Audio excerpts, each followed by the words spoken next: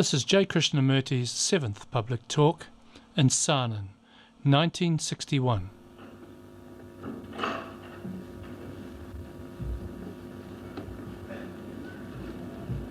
If we may, we shall continue with what we were talking about day before yesterday, which was the whole content of what is meditation.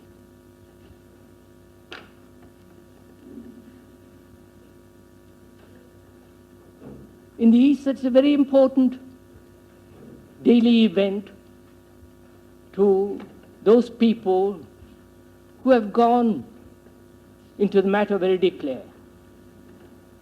And perhaps it's not so urgent or serious in the Occident. But as it concerns the whole total process of life, I think we should also consider what that question involves.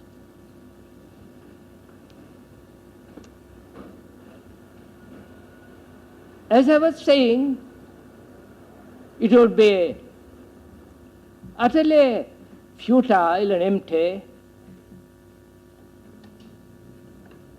if you merely followed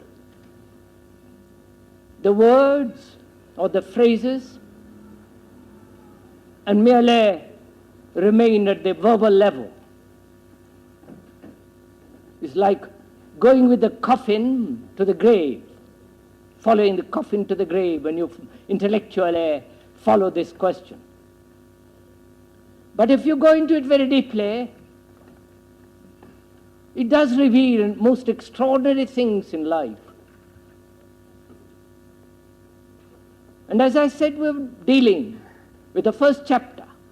Well, it wasn't the first chapter. There is no chapter or an end to the whole process of living. But we have to consider the issues as they arise. Now, before I go into it more deeply and rather more complex, as you will see as one will go into it, I think it will be necessary to understand what is negative thinking and positive thinking.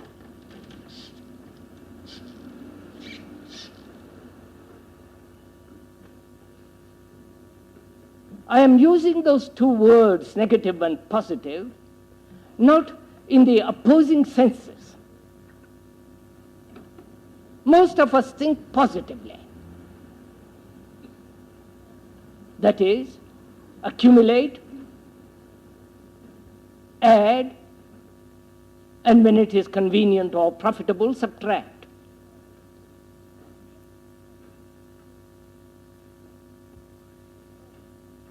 Positive thinking is imitative, conformative, adjusting itself to the pattern of society or to what it desires.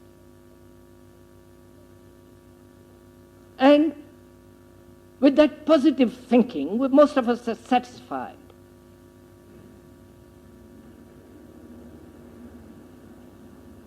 To me, such positive thinking leads nowhere.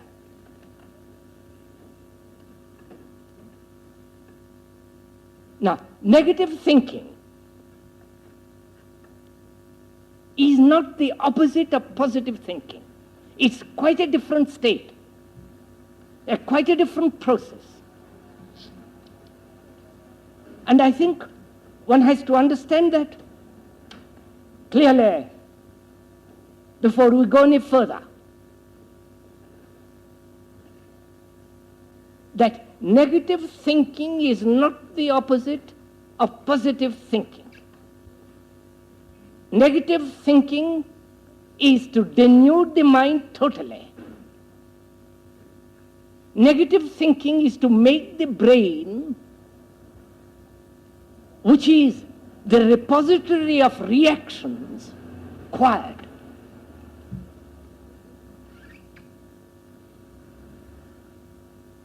Most of our brain is very active, constantly reacting, and it must react. Otherwise it ceases, it dies. And in its reaction it creates positive processes, which it calls positive thinking, which are all defensive, mechanical. That is, if you have observed your own thinking, you will see it's very simple what I'm talking about. It's not very complicated. So the question is, primary question, is to be fully aware,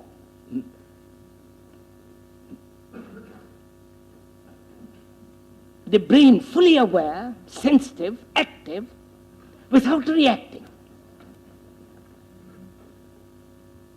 And therefore, it is necessary to think negatively.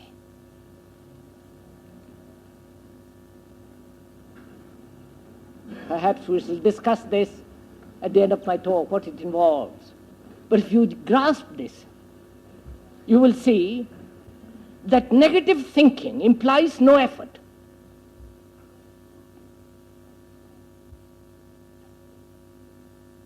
Whereas positive thinking does imply effort.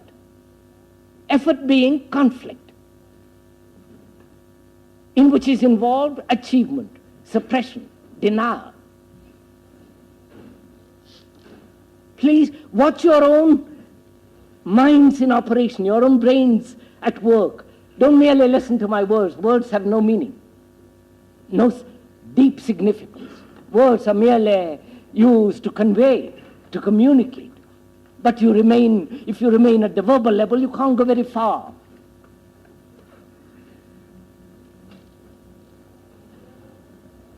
So, as all of us, through education, through culture, through influence of society, religion and so on, are very active, have very active brains. But the totality of the mind is very dull.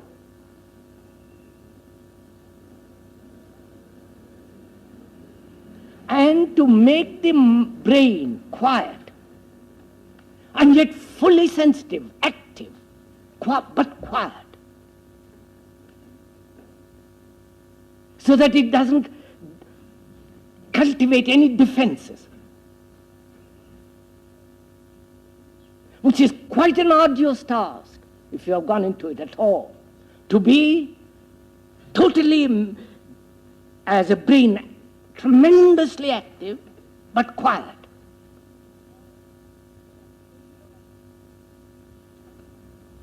Which involves, as I was saying, no effort. But for most of us, effort seems to be part of existence.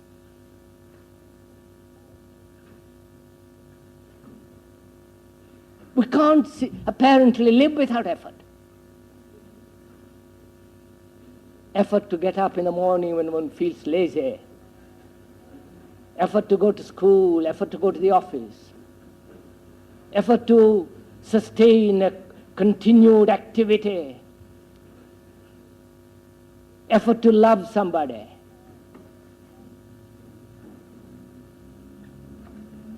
Our whole life, from the moment we are born to the moment we enter the grave, it is a series of efforts. Effort means conflict.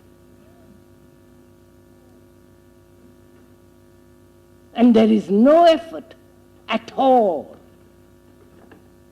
if you observe the thing as it is, the fact as it is. But we have never observed ourselves as it is, consciously or unconsciously, deeply. We always try to change, substitute, transform, suppress what we see in ourselves. All that implies conflict. And a mind and a brain that is in conflict is never quiet.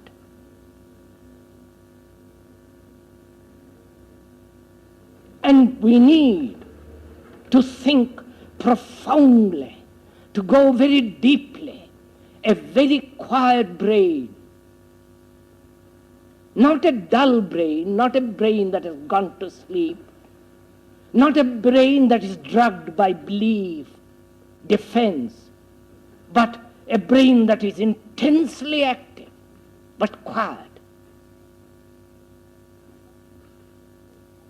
It is this conflict that makes the totality of the mind dull.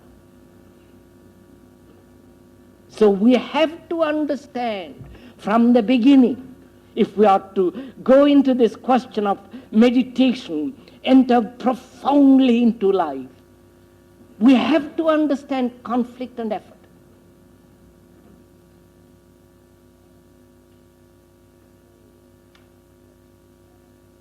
Because our effort is always to achieve, to become great, to be successful, to become something.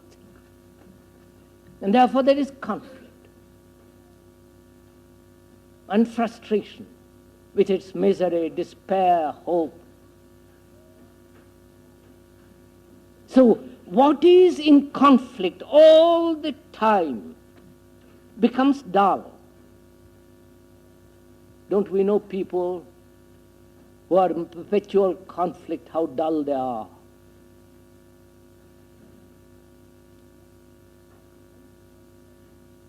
So, to encompass, to travel very far and very deep, one has to understand completely the question of conflict and effort. Effort, conflict is when there is positive thinking, and when there is negative thinking, which is the highest form of thinking, negative thinking, then there is no conflict, no effort.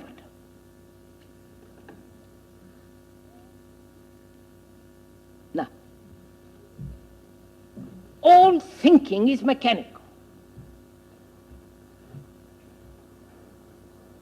All thinking is reaction. It is, thinking comes as a reaction from the background of experience, of memory. Thinking is mechanical. Thinking can never be free. It can be reasonable, sane, logical, depending on its background, on its education, on its conditioning. But thinking can never be free.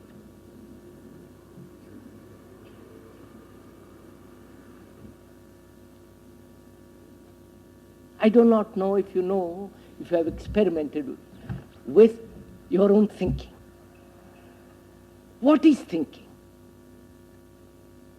Not the dictionary meaning or a philosopher's idea, but if one observes thinking, is a reaction. Please follow this, because as one has to go into this question.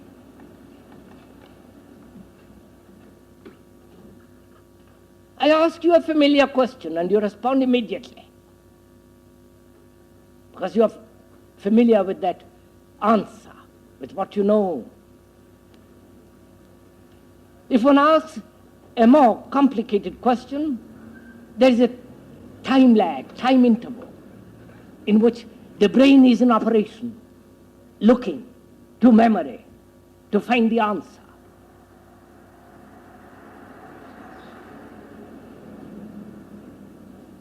And if one asks a still more complicated question, the time interval is longer. And during that time interval, the brain is seeking, searching, wanting to find out. And if one asks a question with which you are not familiar, you say, I don't know. But the state of I don't know is a state in which the brain is waiting to find an answer, either by looking through books, asking people, inquiring, but waiting for an answer. This whole process is thinking, which is quite simple. This is what we are all doing. Reaction to the knowledge, to the experience which you have gathered, from which you respond.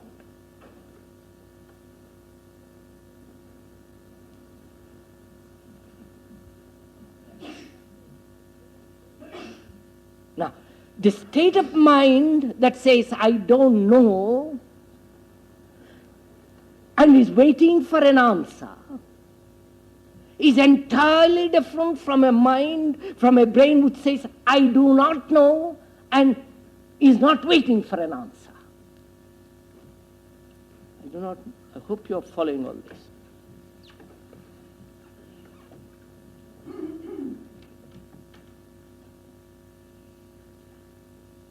Because if this is not clear, I'm afraid you won't be able to follow the next thing. Because we are still talking about meditation. We are still probing into this whole problem of the brain and the mind. And if one doesn't understand the root of all thought,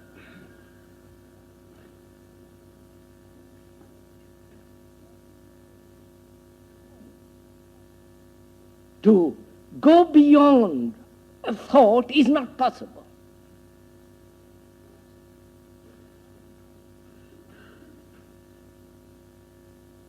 So there are two states.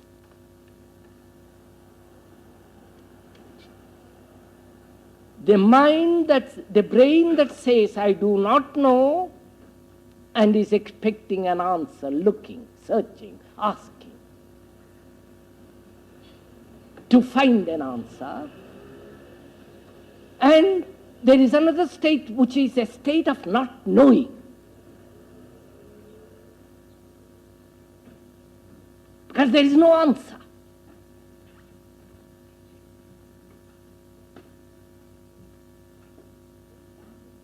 Now, if one can keep that clear, then we can proceed.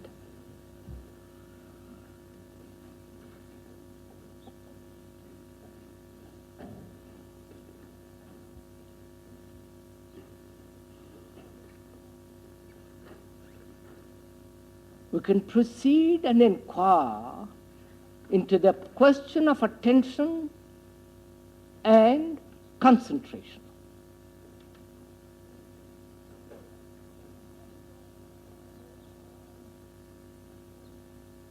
Everyone knows what concentration is. The schoolboy knows it. When he wants to look out of the window, and the teacher says, look at the book. And the boy forces his mind to look at the book when he really wants to look out of the window. There is conflict.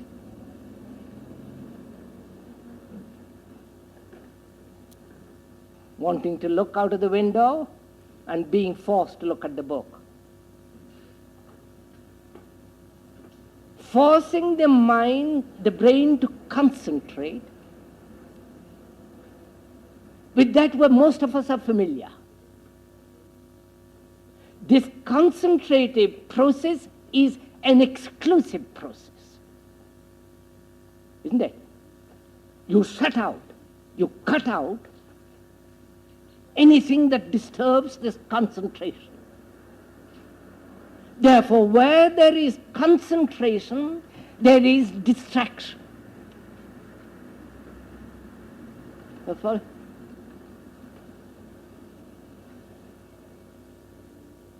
you understand? We say there is distraction. The mind is distracted. because we have been trained to concentrate, which is a process of exclusion, cutting out.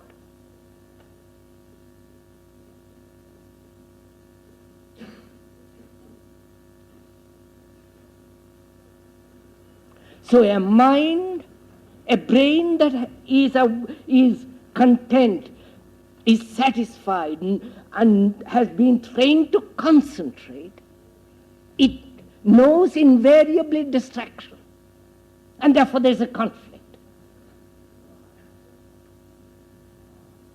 Now, there is attention. Attention is not distraction. Attention is not the process of concentration.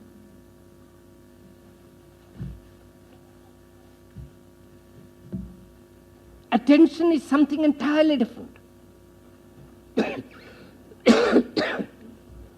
I'm going to go into that. Please, this is a very serious thing we are talking about. It's not something to be, which you come here to be, with which you are entertained. Isn't like going to a cinema, to a concert. This requires tremendous work on your part.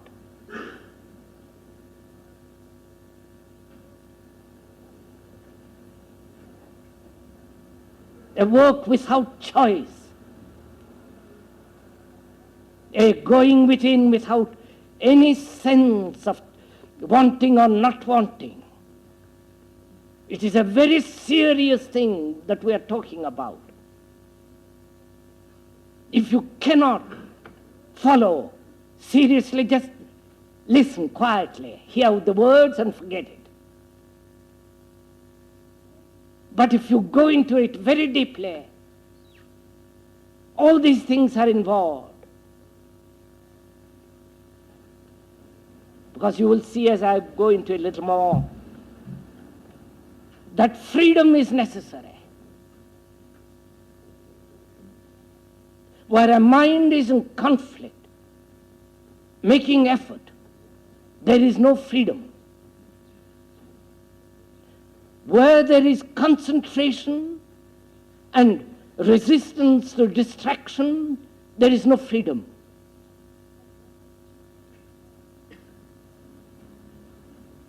But perhaps if we understand what is attention, then we are beginning to understand also that all conflict has ceased. And therefore there's a possibility of the mind being free totally. Not only the superficial mind, but also the unconscious, deep, hidden recesses in which the secret thoughts and desires are hidden.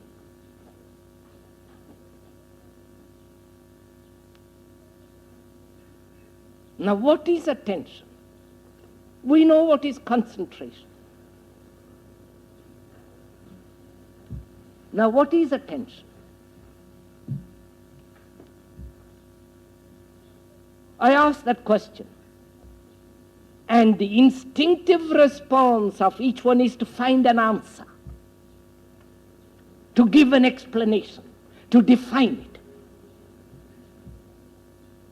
And the more clever the definition, the more satisfactory it is. I am not giving a definition. We are inquiring. And therefore we are inquiring without words.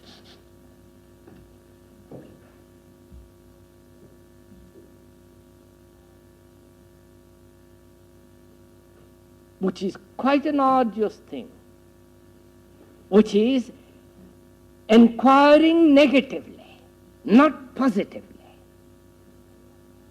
I have explained what is positive thinking and what is negative thinking. The two are not opposed. One has nothing to do with the other. If you are inquiring with positive thinking, you will not find the beauty of attention. But if you have comprehended what is negative thinking, which is not thinking in terms of reaction,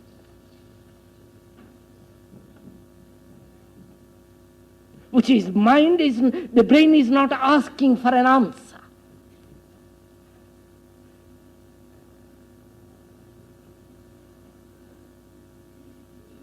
Then you will find out what attention is. I'm going to go into it a little bit. Attention is not concentration. In attention, there is no distraction. Please follow this. I am proceeding negatively, not positively.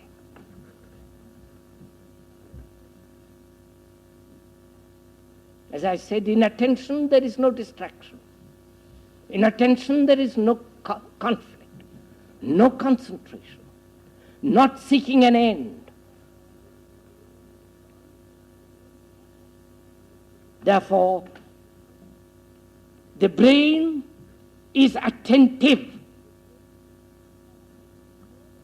which means the brain has no frontiers. The brain is quiet.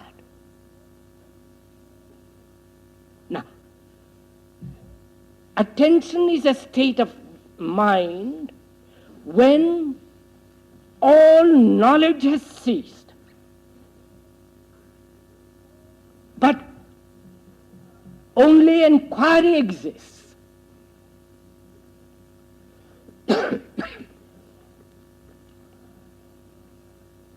You try sometime this, a simple thing. Go out, when you go out for a walk, be attentive.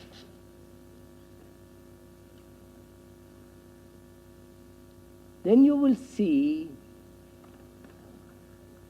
that you hear, see much more than the brain that is concentrated. Because attention is a state of not knowing, therefore inquiring.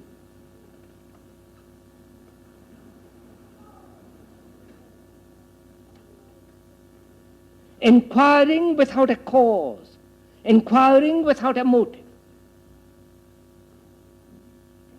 which is pure research, which is the really scientific mind.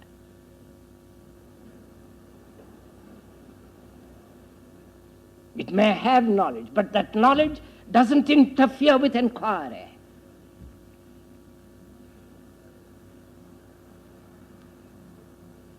Therefore, an attentive mind can concentrate, but that concentration is not a resistance, not an exclusion. You're following, some of you, this?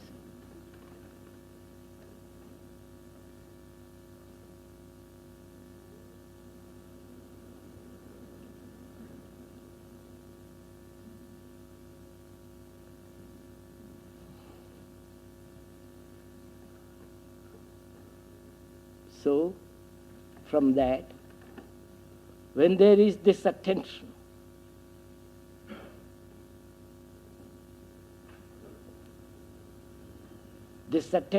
which is a state of mind, which is not crammed with information, knowledge, experience, a state of mind that lives in not knowing.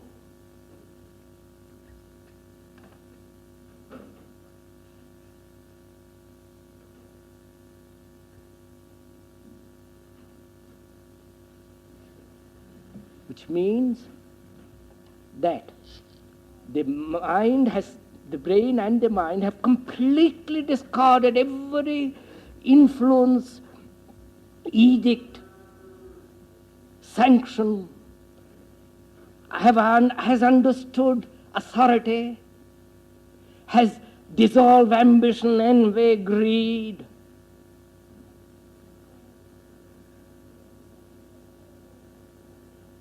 and is totally opposed to society and all its morality. It does no longer follow anything.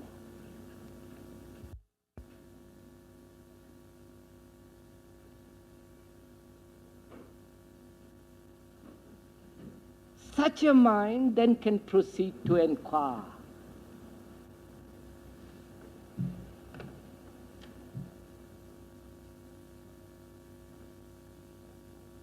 Now, to inquire profoundly requires silence.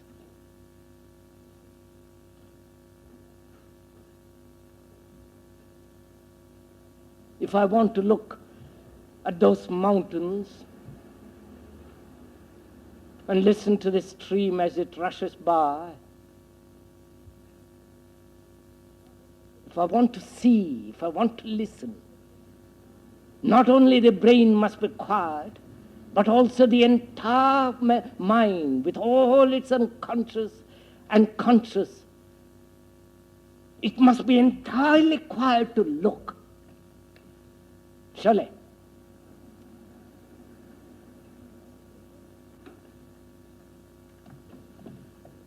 But if the brain is chattering, if the mind wants to grasp, hold, become great, then it is not seeing, it's not listening to the beauty of the sound of a stream as it rushes by.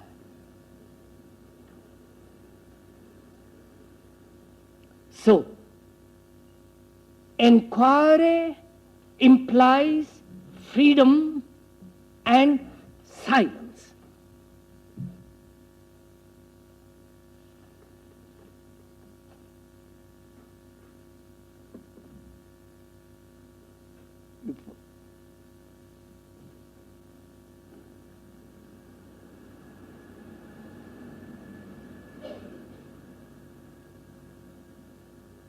You see, people have written about a silent mind through meditation and concentration. There are volumes written about it, not that I've read any of them. People have come and talked to me about it. How to train the mind to be silent, which is sheer double nonsense. You can't train to be silent, then you're dead, you're conforming.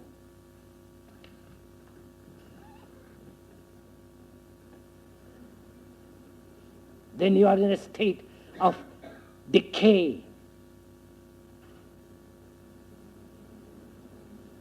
Like everything that conforms through fear, through greed, through envy, through ambition, is a dead, dull, stupid mind.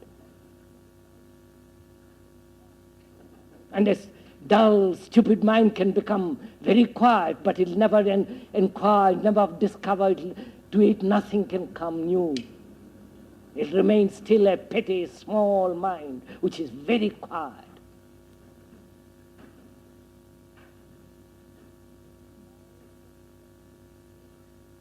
So, a mind that is attentive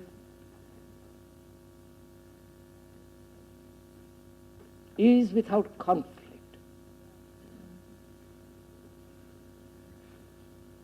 Therefore free.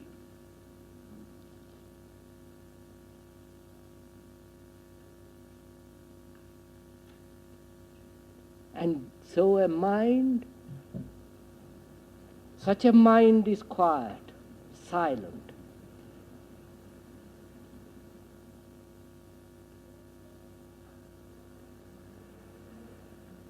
I do not know if any of you have gone so far.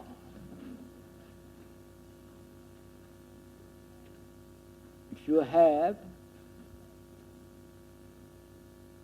and what we have been talking about is meditation. If you have gone so far in self-knowing, then you will find that a silent mind is not a dead mind. It is extraordinarily active. Not the activity of achievement,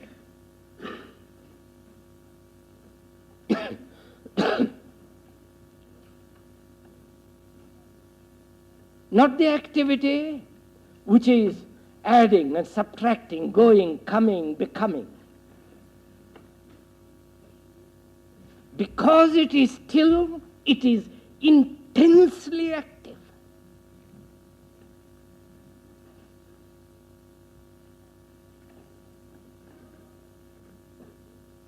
Because in that activity, that activity has come into being without any seeking, without any compulsion, without any effort, without denying anything. Because all along it has understood everything, every phase of its being. There has been no suppression of any kind, therefore no fear, no imitation, no conformity.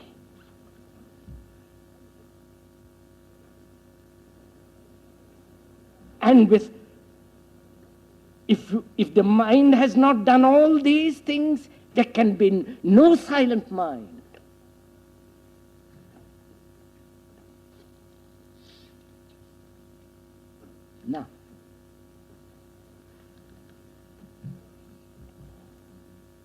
Now what happens after?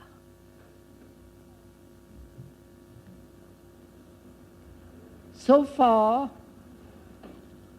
one has used words to communicate. But the word is not the thing. The word silence is not silence. So please proceed, understand this. So the word is not the thing.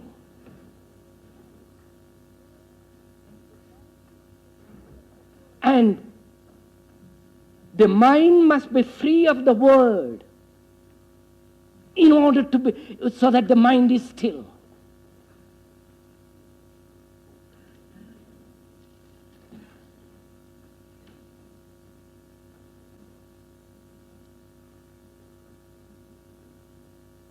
Now when the mind is actually still,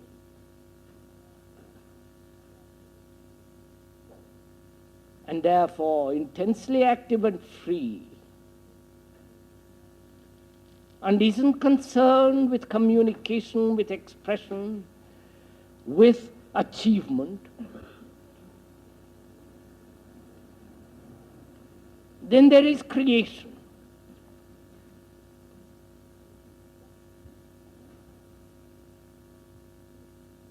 That creation is not vision.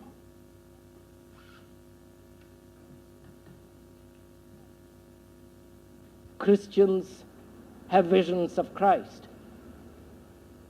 The Hindus have visions of their own little gods or big gods. Those visions are the outcome of their conditioned life. All the Christian saints have always everlastingly had visions of Jesus and Virgin Mary. So do the Hindus. They are reacting to their conditioning. They are projecting their visions. And what they see is from their born, from their background. And what they see is not fact, but their wishes, their desires, their longings, their hopes.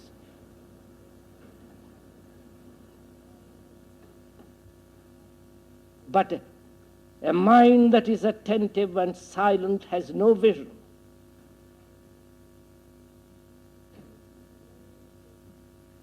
Because it has freed itself from all the conditioning influences, from all churches, dogmas, religions, ideas.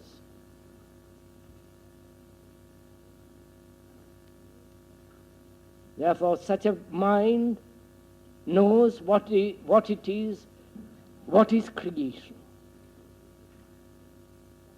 Not the musician that plays, or the painter, or the man who has capacity to put words together into a poem.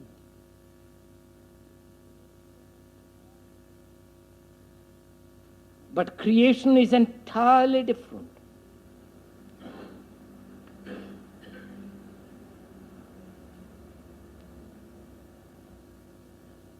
Then, if you have gone as far as that,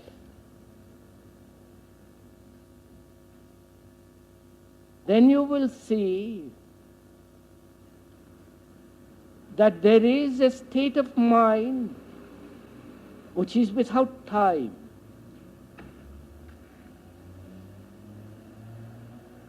Without space.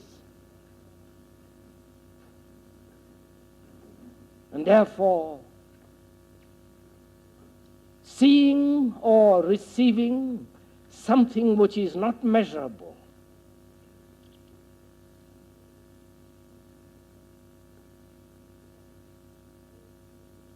and what is seen and felt and experiencing is of the moment and not to be stored away.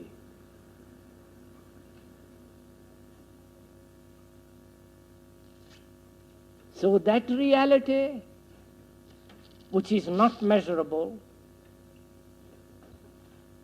which is unnameable, which has no word,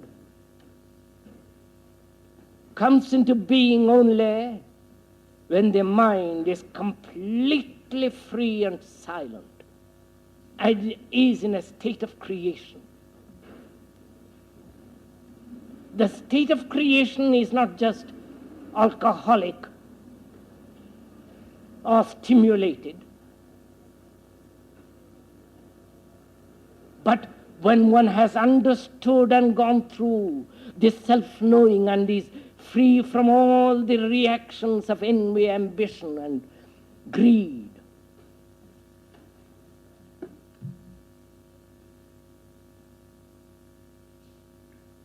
then you will see that creation is always new and therefore always destructive.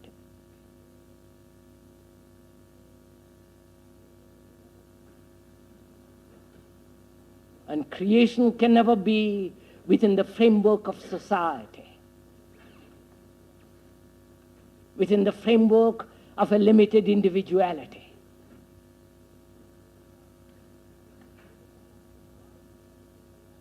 Therefore, the limited individuality seeking reality has no meaning.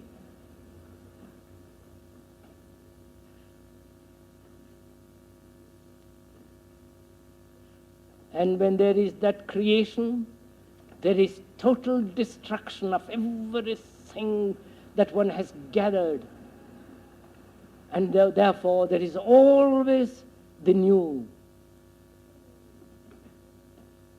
And the new is always the true, which is measureless.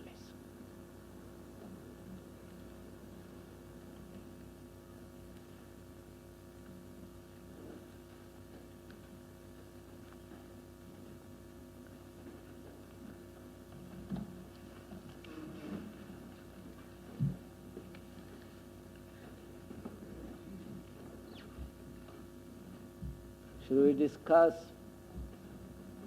ask questions of what we have talked about?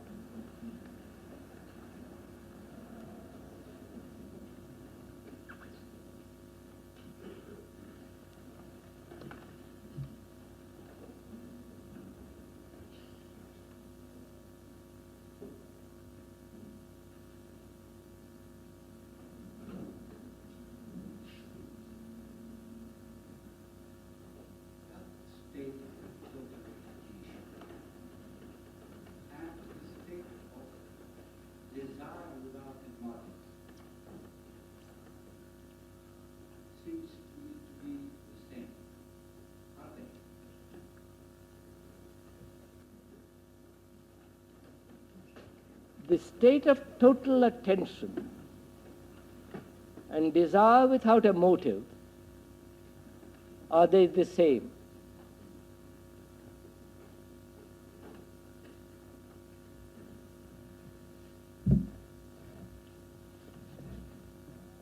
No, sirs.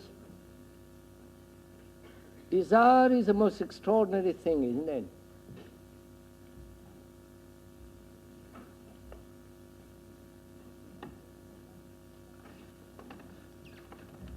But we have wrapped desire with such torture. We know desire as conflict.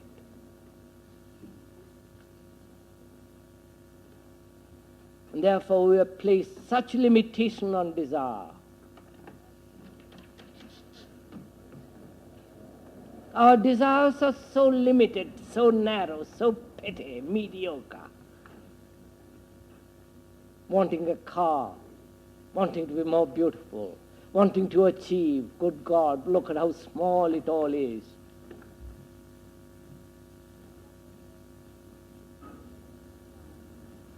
And I wonder if there is a desire without any torture.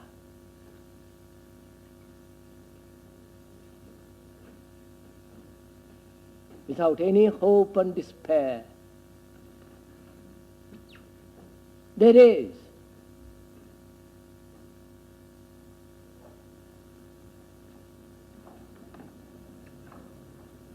But that is not understood if desire breeds conflict. And the total comprehension of desire, the motive, the conflicts, the tortures, the self-denials, the disciplines, the travail that one desire goes through, when all that is understood, dissolved, understood, disappears, then perhaps desire is something else. It may be love.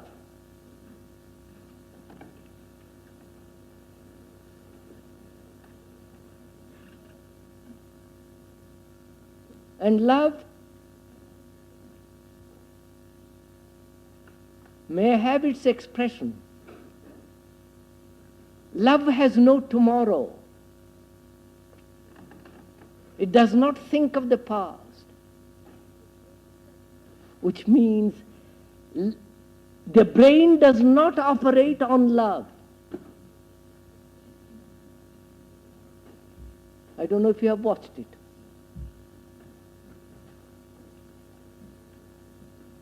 How brain interferes with love. That it must be respectable. That it is divine. Love is sinful. Love is this and love is that. Always shaping it.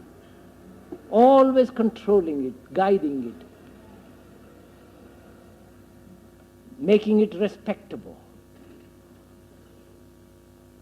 conform, fit into the pattern of society. If it doesn't, if it makes it fit into the pattern of its own experiences. So,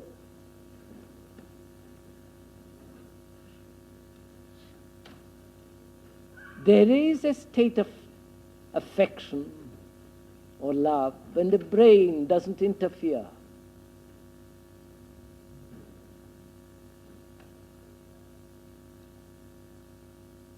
And perhaps that love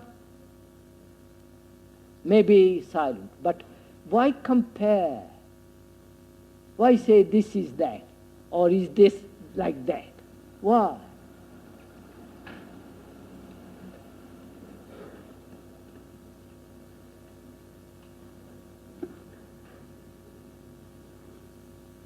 You see, sirs, I do not know if you ever watched a raindrop. Have you? As it falls from the heavens. That raindrop contains all the rivers, all the oceans. It makes all the rivers and all the oceans and all the streams, the water that you drink, that one drop.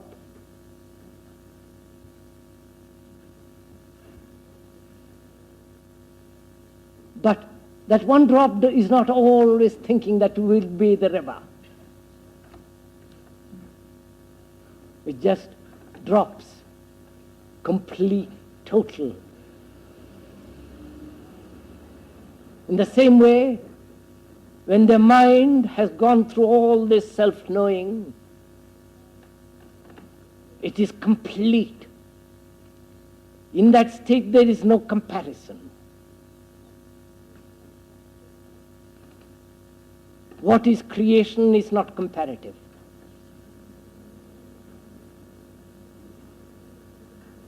And because it is destructive, there is nothing of the old.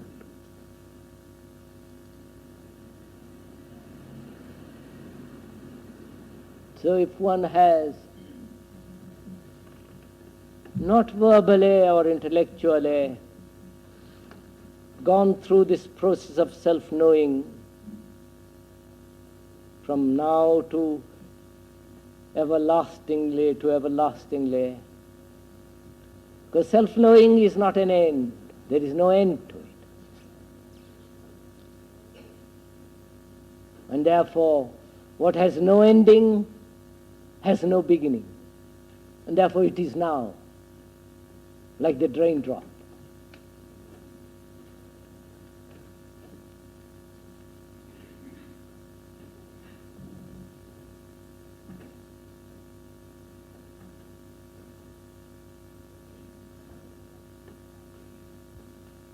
Oh, there's another one thing I'd like to talk about, which is why one wants to worship.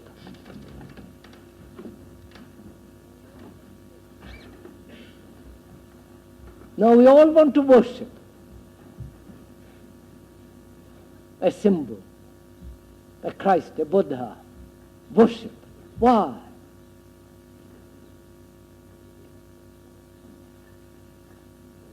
I can give you a lot of explanations why.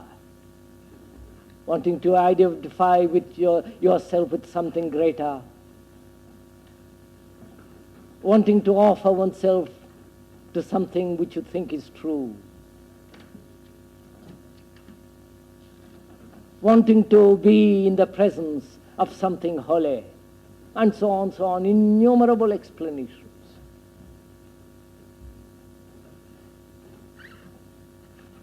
But a mind that worships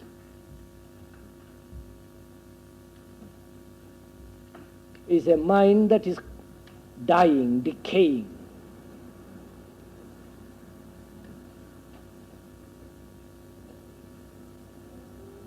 Whether you worship the hero who is going to the moon, or the hero of the past, or of the present, sitting on the platform. If you worship, then that creation can never come into being, will never come near you.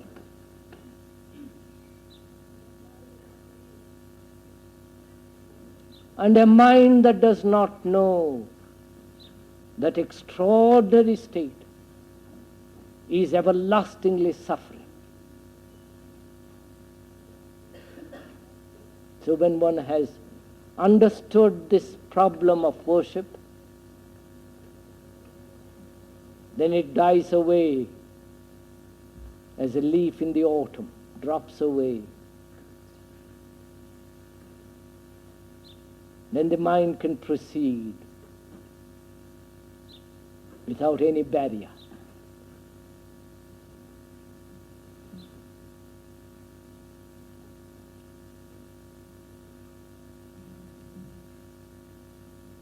Isn't it time?